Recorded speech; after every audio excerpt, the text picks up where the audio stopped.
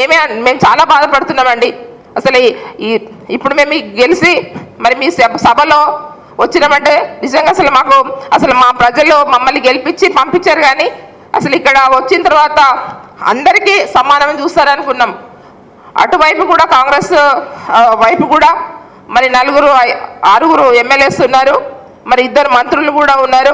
కనీసం ఆ 2 మంత్రులు కూడా మరి మంత్రులుగా పనిచేసినటువంటి 2 కూడా మహిళలు, మరి మాజీ మంత్రులు, మరి వాళ్ళకు ఒక 2 నిమిషాల అవకాశం ఇవ్వండి, ఇంత రాదంతం చేయడం ఎందుకు అనేసి మరి వాళ్ళు కూడా చెప్పాలి కదా.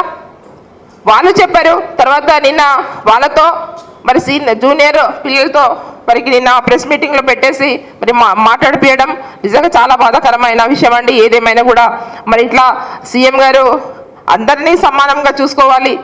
ఎమ్మెల్యేలు ఉన్నప్పుడు సభలో నడిపించేటప్పుడు ప్రతిపక్షంగా ఉన్న ఎమ్మెల్యేలను కానివ్వండి, తర్వాత వాళ్ళ పార్టీ ఎమ్మెల్యేస్ కావాలని అందరినీ కలుపుకొని పోవాలి.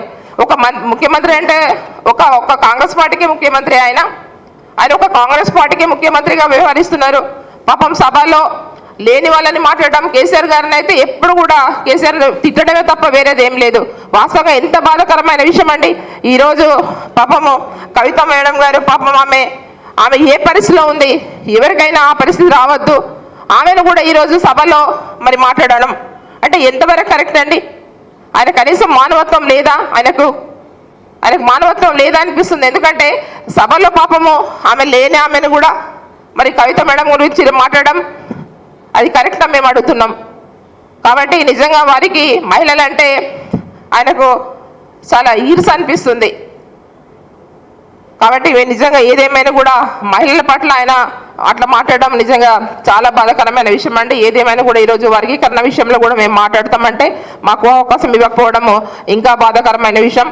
ఏదేమైనా కూడా ప్రజలు చూస్తున్నారు, బయట మహిళా సోదరులు చూస్తున్నారు, అందరూ కూడా చూస్తున్నారు. ఈరోజు